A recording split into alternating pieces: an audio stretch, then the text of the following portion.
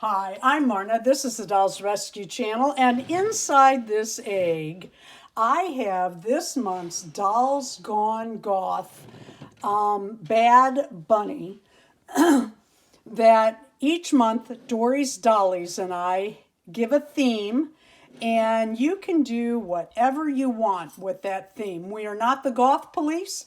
We don't care what you do, but Dory came up with Bad Bunny. What do you think I have in here? Oh my.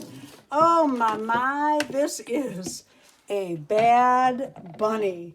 Any way you slice it, this is a Bad Bunny turning into a dinosaur, reptile, zombie.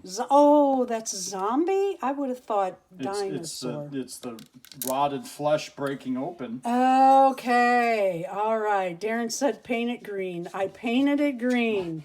He 3D printed this. It was a model off of Thingiverse, and I only had one color green, so I had to work with that and do a little of this and a little of that, and oh, it's bad.